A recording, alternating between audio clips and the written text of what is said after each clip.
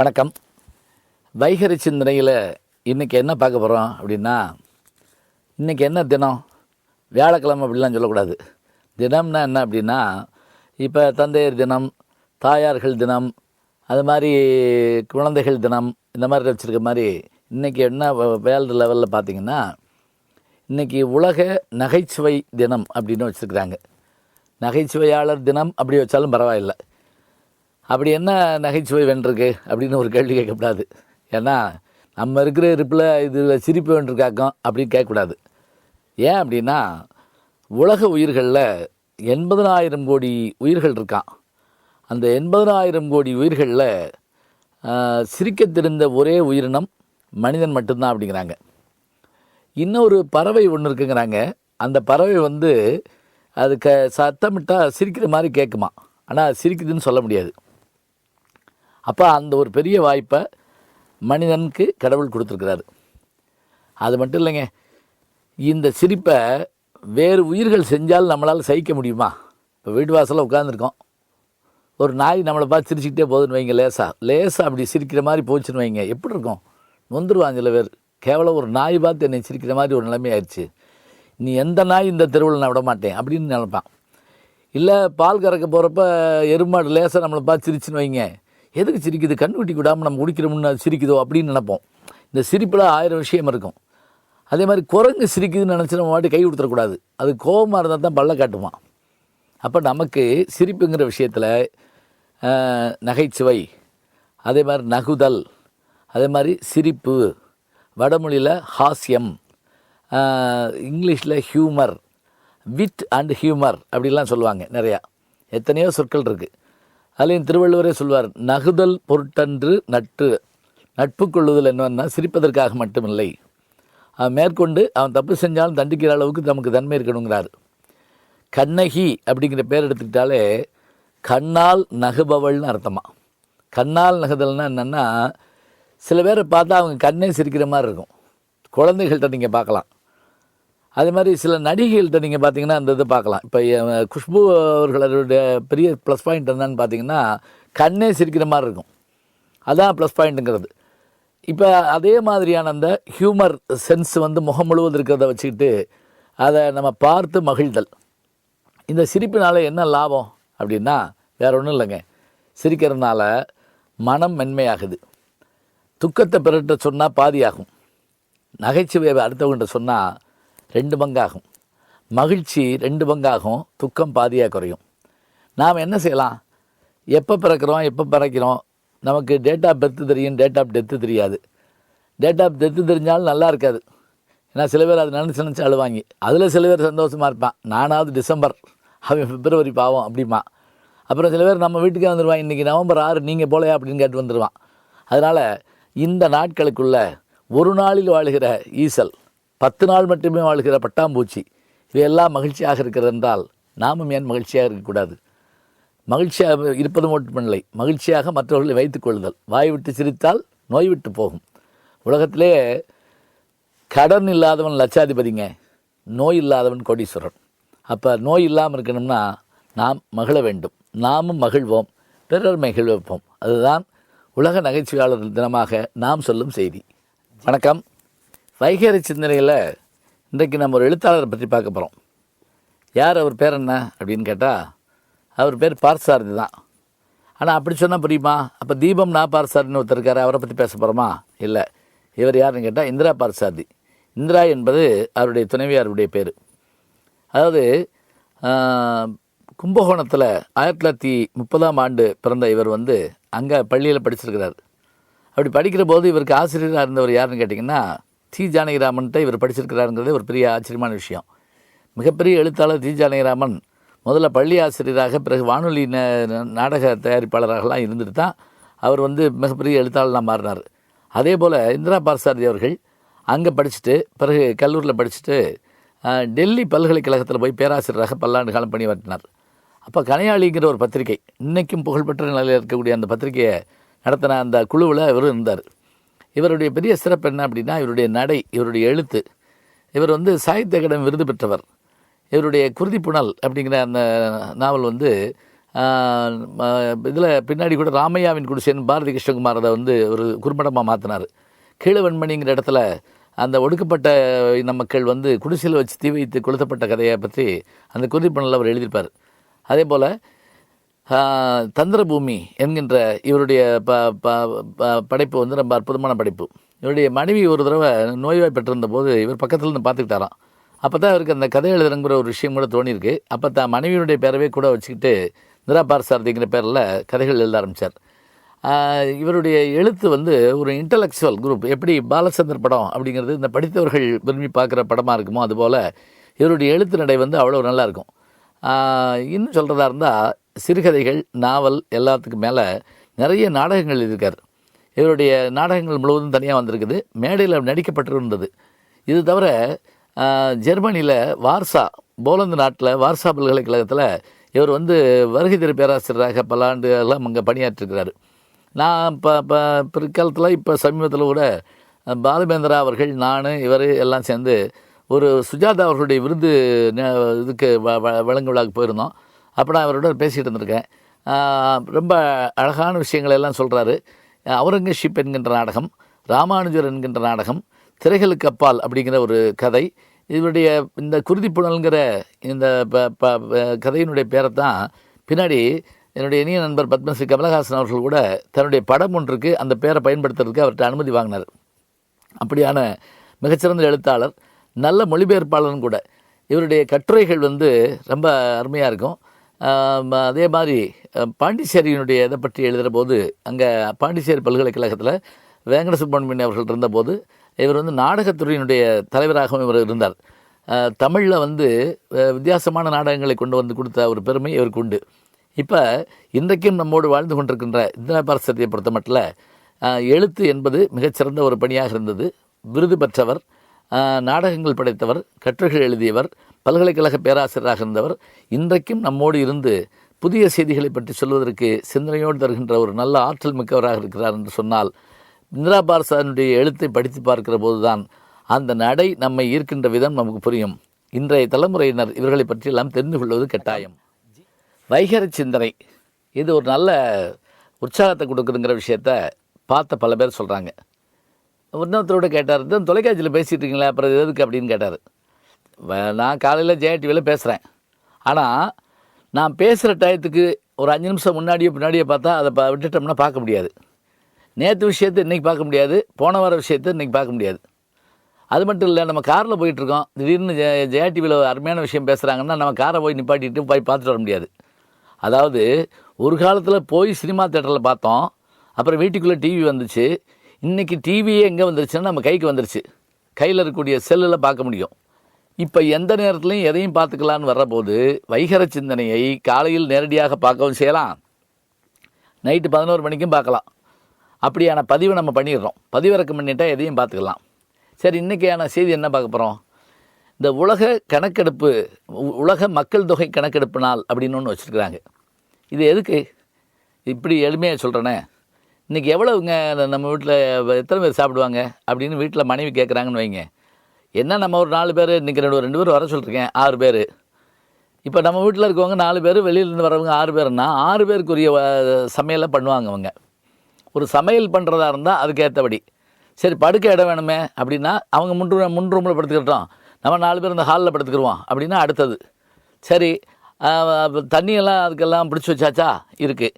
இப்போ உணவு, உடை, இருப்பிடம், இந்த 3க்குமாக நாம் என்ன பண்ண வேண்டியிருக்கு அப்படின்னா மக்கள் தொகை கணக்கெடுப்பை பண்ண வேண்டியிருக்குது.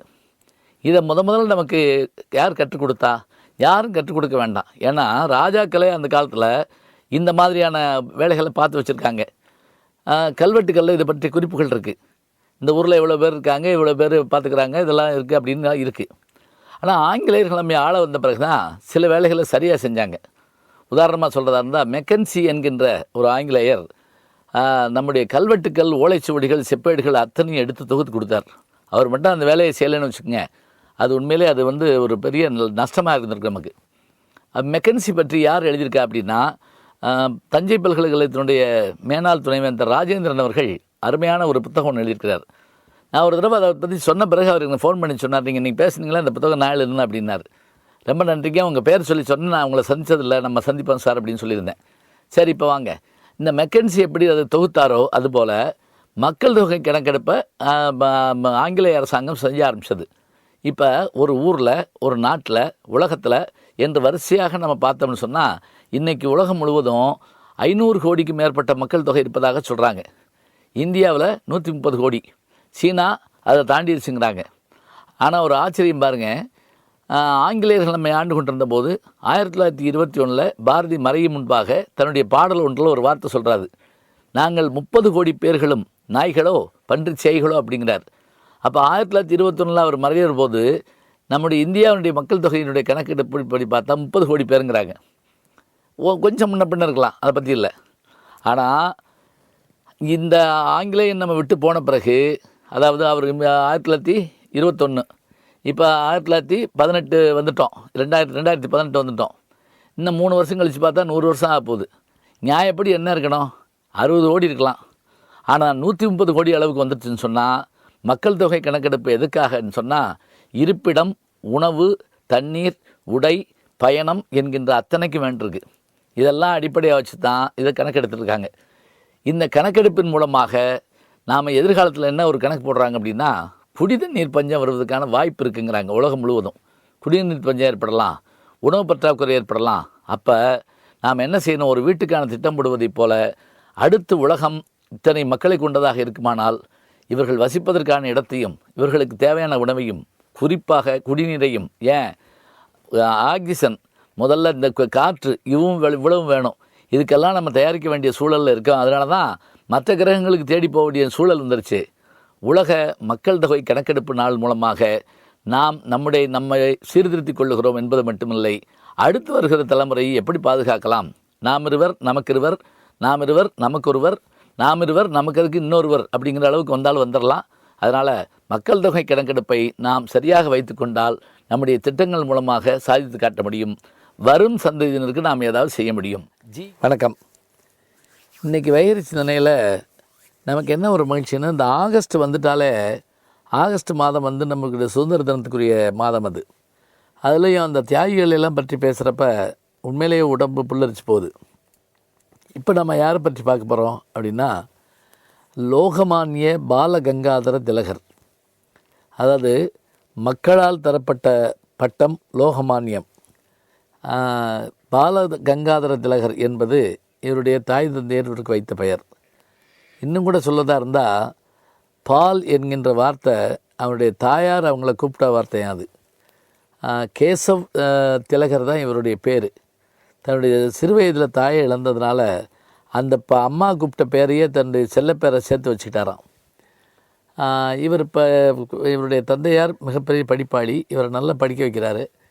இவர் மதிப்பெண் பெற்று கல்லூரியில் போய் சேர போகிறப்ப அங்கேருந்து அந்த ஆங்கிலேய அதிகாரிகள் தான் அப்போல்லாம் கல்லூரியில் முதல்வராக இருப்பாங்க. இவருடைய மதிப்பெண்ணை பார்த்துட்டு, நீங்கள் கணிதம் படிச்சிங்கன்னா மிகப்பெரிய பேராசிரியர் வருவீங்க, பல்கலைக்கழக துணைவேந்தராக வருவீங்க, நீங்கள் கணிதம் படிக்கலாம்னு அவர் சொன்னாராம். இல்லை, நான் கணிதம் படிக்க மாட்டேன் அப்படின்னாராம். ஏன்னு கேட்டிருக்காங்க. என் நாடு அடிமைப்பட்டு கிடக்கிறது, என்னுடைய மக்கள் போராடுகிறார்கள், போராடுகிற மக்களை மீட்டெடுப்பதற்கு வழக்கறிஞர்கள் இல்லை, நான் வழக்கறிஞர் தொழிலுக்கு தான் படிப்பேன், அப்படி போராடுகின்ற மக்களை நான் மீட்டெடுப்பேன் அப்படின்னு சொல்லிட்டு விரும்பி எடுத்துக்கொண்டு சட்டப்படிப்பு படித்தார். அதோடு மட்டுமில்லை, மராட்டிய கேசரி என்கின்ற ஒரு பத்திரிகை நடத்தினார். அந்த காலத்தில் ஒரு 3 பேரை முக்கியமாக சொல்லுவாங்க. லால், பால், லால். இந்த 3 பேர் வடநாட்டையே அதிர வச்ச பேர். லாலா லஜபதி ராய் லால், பிபின் சந்தர் பால். 3வது ஆள் யாருன்னு கேட்டிங்கன்னா பாலகங்காதர திலகர். லால், பால், லால். லாலா லஜபதி ராய், பாலகங்காதர திலகர், பிபின் சந்தர் பாலன். இந்த 3 பேர். இவர்களில் இவருடைய முக்கியமான குறிக்கோள் என்னன்னு கேட்டிங்கன்னா, சுதந்திரம் எனது பிறப்புரிமைன்னு முதல்ல சொன்னவர் இவர் தான். சுயாட்சி என்னுடைய பிறப்புரிமை, நீ யார் இந்த நாட்டை ஆள்றதுக்கு, எங்களால் எங்களுக்கு தெரியாதா என்று தன்னுடைய அந்த கோபமான குரலை வெளிப்படுத்தியவர் இவர் தான். இன்னொரு ஆச்சரியம், விவேகானந்தர் அவர்கள் இந்தியா முழுவதும் பயணப்பட்ட போது மராட்டிய மத்தியஸ்தில் புனேலிருந்து ஒரு 10 நாள் விவேகானந்தரோட பயணப்படுற வாய்ப்பு இவர் கிடைத்தது. அதோடு மட்டுமில்லை, இவருடைய வீட்டில் விவேகானந்தர் இவருடைய அறையில் தங்கியிருக்கார். அப்போ தான் ஒரு எண்ணம் தோன்றியது, இந்திய மக்களை ஒன்றிணைக்க வேண்டும் என்று சொன்னால் அவர்கள் ஆன்மீக ரீதியாகத்தான் ஒன்றுபடுவார்கள் சொல்லி முதல்ல விநாயகர் சதுர்த்தியை இந்தியா முழுவதும் கொண்டாட வைத்த பெருமை பாலகங்காதர திலகர் அவர்களுக்கு தான் உண்டு. அதோட தென்னாட்டு திலகர்னு யாரை கூப்பிடுவாங்க தெரியுங்களா? நம்முடைய வஉசி அவர்களை சொல்லுவாங்க. காரணம் என்ன? காங்கிரஸ் மிதவாதம் தீவிரவாதம் என்று ரெண்டாக பிரிஞ்சது. கேட்டு வாங்க வேண்டும் சுதந்திரத்தை, இது மிதவாதம். இல்லை, நம் சுதந்திரத்தை நாம் அவனிடமிருந்து பறித்து கொள்ள வேண்டும், இது தீவிரவாதம். திலகர் போன்றவர்கள் என்ன செய்தார்கள் என்றால், கேட்டு பெறுவதில்லை சுதந்திரம்ட்டாங்க. அதனால தான் பாரதியாரும் நம்முடைய வஉசி போன்றவர்களும் திலகரை ஆதரித்தாங்க. அந்த காங்கிரஸ் மாநாடு நடந்தபோது ஒரு ரயிலே புக் பண்ணி இங்கேருந்து வஉசி எல்லாத்தையும் அழைச்சிட்டு போனாராம், பாரதியாரும் கூட போனாராம். அதே போல் வீர சிவாஜியினுடைய பிறந்த நாளை மராட்டிய நாளாக மே 1 சொல்கிறோம் இல்லைங்களா, அதை மே 1 நம்ம தொழிலாளர் தினம்னு சொல்கிறோம். ஆனால் மும்பையில் எப்படி கொண்டாடுவாங்கன்னா, அதுதான் வீர சிவாஜியினுடைய தினம். இந்த வீர சிவாஜியினுடைய தினம், விநாயகர் சதுர்த்தி தினம், இதெல்லாம் ஒன்றாக்கி அவர் மக்களை ஒன்று சேர்த்தார். அரசாங்கம் ஒரு பலமுறை சிறையில் வைத்தது. குறிப்பாக குதிராம் போஸ் என்கின்ற 19 வயது இளைஞனை தூக்கிலிடுறப்ப அது தவறு என்று கண்டித்து எழுதின ஒரு பெருமை இவருக்கு தான் உண்டு. அதன் காரணமாக பல முறை இவர் கடுமையாக பாதிக்கப்பட்டார், தாக்கப்பட்டார். ஆனால் எல்லாவற்றையும் தாண்டி அவருடைய செயல்பாடுகள் தான் இத்தனை பெருமையை தந்தது. 1856 பிறந்து 1920 இவர் மறைகிற போது இவர் சுதந்திரத்தை பார்க்கல. ஆனால் சுதந்திரம் கிடைக்கும் என்ற நம்பிக்கை இவருக்கு இருந்தது, இவரோடு இருந்த மக்களுக்கு இருந்தது. இவர்களை போன்றவர்களால் தான் இன்றைக்கும் இந்தியா சுதந்திர காற்றை சுவாசித்து கொண்டிருக்கிறது என்று சொன்னால் மறக்க முடியாத மனிதர் லோகமானிய பாலகங்காதர திலகர். வணக்கம். வைகரி சிந்தனையில் இன்றைக்கு நான் பார்க்கின்ற ஒரு செய்தி என்ன என்று கேட்டால், எழுத்தாளர் சாவி அவர்களை பற்றி பார்க்க இருக்கிறோம். அது என்ன பேர் சாவி? எத்தனையோ பூட்டுக்களை திறந்தாருங்க.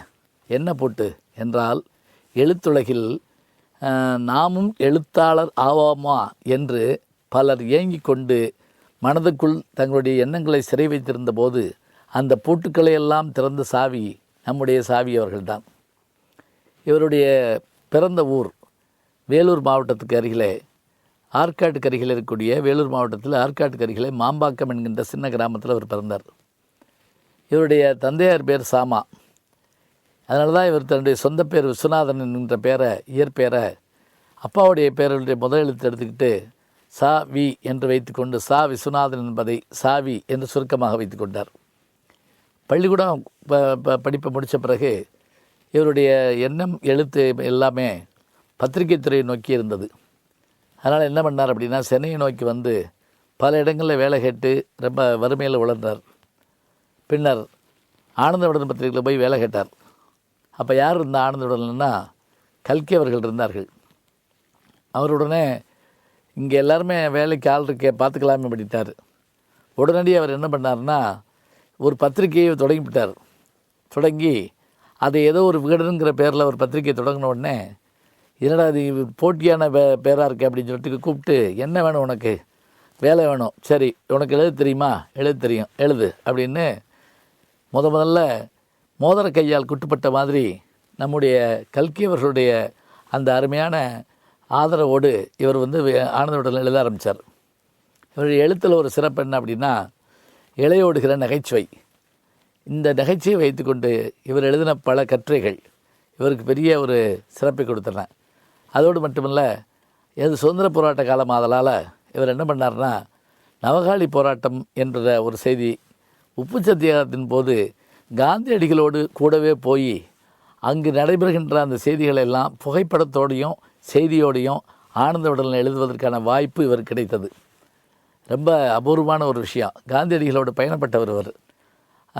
அந்த பயணத்தை அப்படியே பதிவு பண்ணார். அதே போல் பிறகு ஆனந்த விகடன் விலகினார். கல்கியில் சில காலம் வேலை பார்த்தார்.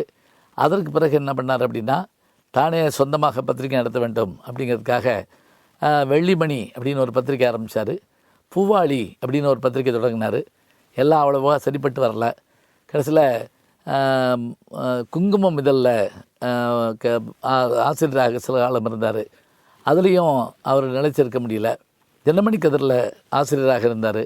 பிறகு தாம் பேர்லேயே என்ன பண்ணார் அப்படின்னா, சாவி அப்படிங்கிற பேரில் ஒரு பத்திரிகையை கொண்டு வந்தார். எப்படி இதயம் பேசுகிறதுங்கிற கட்டுரை எழுதுனதுனால எழுத்தாளர் மணியன் அவர்கள் இதயம் பேசுகிறதுன்னு ஒரு பத்திரிகையை கொண்டு வந்தாரோ, அதுபோல் சாவிங்கிற பத்திரிகையை அவர் கொண்டு வந்தார். அதோட அந்த சாவி பத்திரிகையில் அது 30 பைசா நான் பார்த்துருக்குறேன். அந்த பத்திரிகையை 1,00,000 பிரதி ஆக்குவேன் அப்படின்னு கொண்டு வந்த ஒரு பெருமை இவருக்கு தான் உண்டு. இவர் எழுத்துலகில் திரையுலகில் எப்படி பாரதிராஜாவும் ஸ்ரீதரும் புது புது முகங்களையெல்லாம் அறிமுகம் செய்தார்களோ, அதே போல் பாலச்சந்தர், பாரதிராஜா, ஸ்ரீதர் அவர்களைப் போலவே இவரும் என்ன பண்ணார் அப்படின்னா, மாலன், சுப்பிரமணிய ராஜு, அதே மாதிரி பாலகுமாரன், எழுத்தாளர் சுஜாதா ஏற்கனவே எழுதிக்கிட்டு இருந்தார். இருந்தாலும் சாவியில் தான் அவருடைய கதைகளெல்லாம் மிகச்சிறப்பாக வர ஆரம்பித்தது. அப்படி வந்து எழுத ஆரம்பித்ததில் இவருக்கு பெரிய புகழ்பெற்ற ஒரு சிறப்பை தந்தது எதுன்னா, இவர் எழுதின வாஷிங்டனில் திருமணம் அப்படிங்கிற ஒரு அற்புதமான நகைச்சுவை தொடர் தான் அது. அந்த காலத்தில் நீங்கள் பார்த்தீங்கன்னா இவர் அமெரிக்கா போகாமலே எழுதினது அது. விசிறிவாளின்னு ஒன்று, அதே போல் பின்னாடி இங்கே போயிருக்கிறா கேரக்டர், இதெல்லாம் இவர் எழுதுனது. எனக்கு ஒரு பெரிய மகிழ்ச்சி என்னென்னா, கவிப்பேரரசு வைரமுத்து அவர்கள் ஒரு முறை இவரை பார்க்குறதுக்கு என்னை கூப்பிட்டு போனார். நான் போய் இவருக்கு ஒரு பொன்னாடை பொருத்திட்டு அவருடைய காலத்தொட்டு வழங்கி, உங்களுடைய எழுத்துக்களை எல்லாம் படித்ததுனால தான் நான்லாம் நகைச்சுவையாக பேசுகிறேன் அப்படின்னேன். எங்கே ஏதாவது ஒரு நகைச்சுவை சொல்லுங்கள் அப்படின்னாரு. நான் சொன்னேன், நீங்கள் எழுதியிருப்பீங்களே இங்கே போயிருக்கிற எல்லாம் மெரினா, அதில் வந்து ஒருத்தன் நெய் முறுக்குன்னு வச்சுக்கிட்டே வருவான். சார் நெய் முறுக்கு சார், கைப்படாமல் செஞ்சது அப்படிமா. உடனே நீங்கள் வாங்கி தின்னுட்டு நெய்படாமல் செஞ்சதுன்னு சொல்லுப்பா அப்படின்னு நீங்கள் சொல்லுவீங்க அப்படின்னேன். உடனே என்னை அப்படி கட்டி பிடிச்சிக்கிட்டாரு. எனக்கு ரொம்ப பெருமையாக இருந்தது. அவருடைய வாழ்க்கையில் பெரிய ஆச்சரியம் என்ன அப்படின்னா, மேடையில் ஒரு முறை பேசி கொண்டிருக்கிற போதே அவருக்கு மயக்கம் ஏற்பட்டது. பின்னாடி ஒரு இடத்துல கூட அவருக்கு பைபாஸ் சர்ஜரி நடந்ததை அந்த நினைவு தப்புற வரைக்கும் எழுதிட்டு பிறகு ஆப்ரேஷன் முடிஞ்ச பிறகு தொடர்ந்து எழுதினாருங்கிற ஒரு வரலாற்று செய்திலாம் உண்டு. அவர் அந்த மேடையில் சரிஞ்சது தான் அவருடைய கடைசி காலம் சொல்லுவாங்க.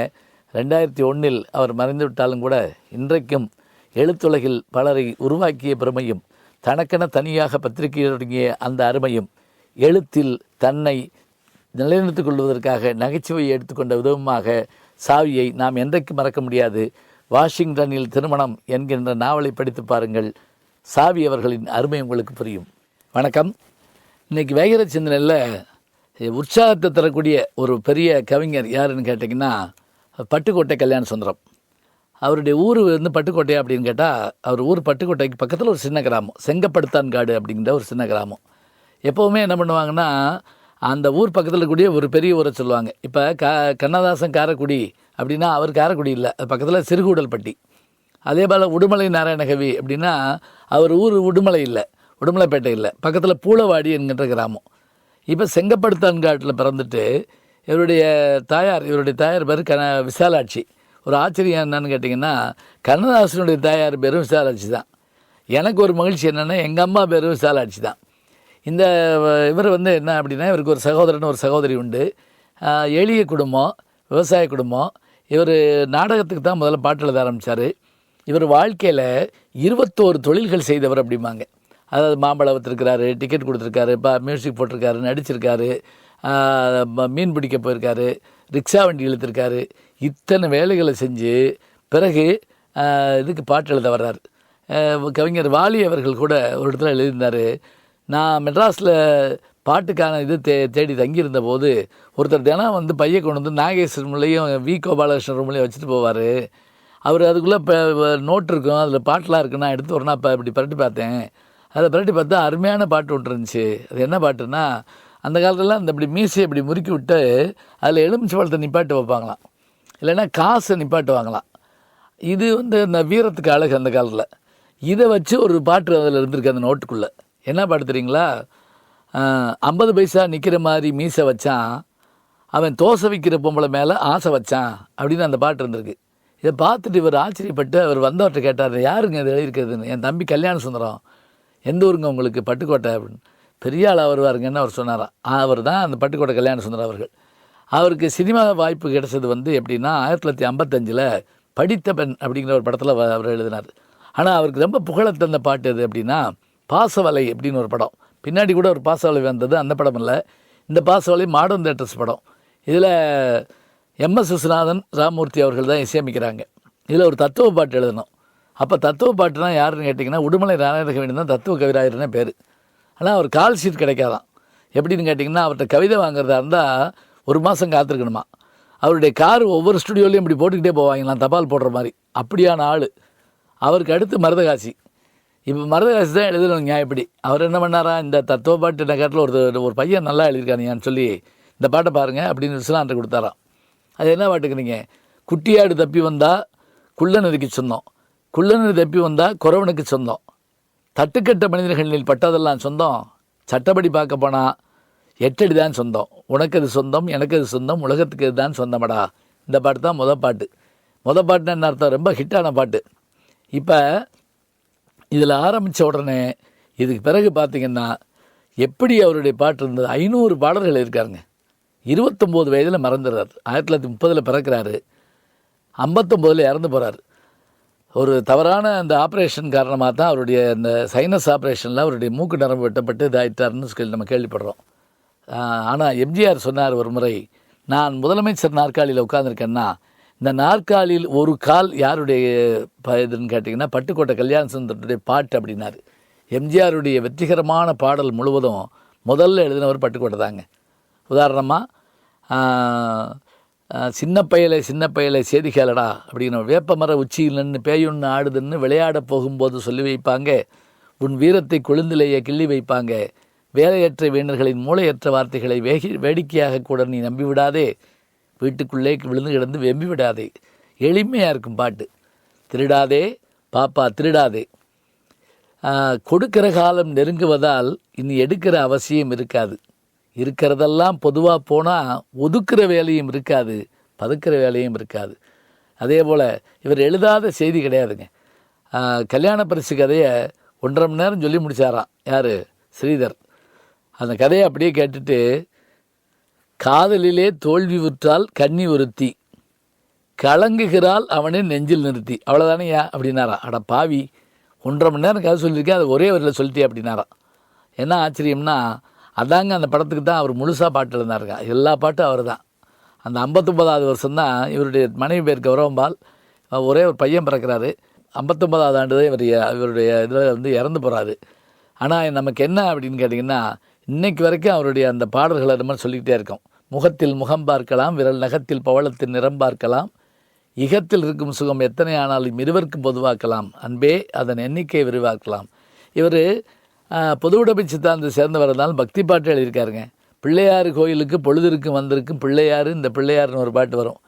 தில்லை அம்பல நடராஜாங்கிற ஒரு பாட்டு கூட இவர் எழுதுகிற பாட்டு தான். கடைசியாக இவர் இறந்தபோது பண்டரிபாய் அவர்கள் இவர் காலடியில் ஒரு கடிதத்தை வச்சுட்டு பண கத்தை அப்படி வச்சுட்டு அழுதாங்களாங்க. அதான் அவர் கடைசி எழுதுதான். என்ன எழுதியிருக்கார் அந்த படம்? அவர் அவர் அதுக்குள்ளே இறந்துட்டார். தானாக எவனும் கிடமாட்டான், தடிக்கு விழாமல் விழமாட்டான், போனால் எவனும் வரமாட்டான், இதை புரிஞ்சுக்கிட்டவன் அழமாட்டான். இதுதான் அந்த வார்த்தைங்கிறாங்க. இன்றைக்கும் கூட பட்டுக்கோட்டை கல்யாண சுந்தரம் பாட்டுக்கு ஈடாக ஒரு பாட்டு நாம் சொல்ல முடியுமா என்று கேட்டால் நிச்சயமாக முடியாது. அத்தனை தத்துவ கருத்துக்களை கொண்ட அற்புதமான கவிஞன் இளமையில் போய்விட்டானே என்பது தான் நமக்கு வருத்தமே தவிர அவன் என்றைக்கும் வாழ்ந்து கொண்டு தான் இருக்கிறான். ஜி ஞானசம்பந்தன் அப்படிங்கிற இந்த யூடியூப் சேனலில் சப்ஸ்கிரைப் பண்ணுங்கள், நண்பர்களையும் பண்ண சொல்லுங்கள்.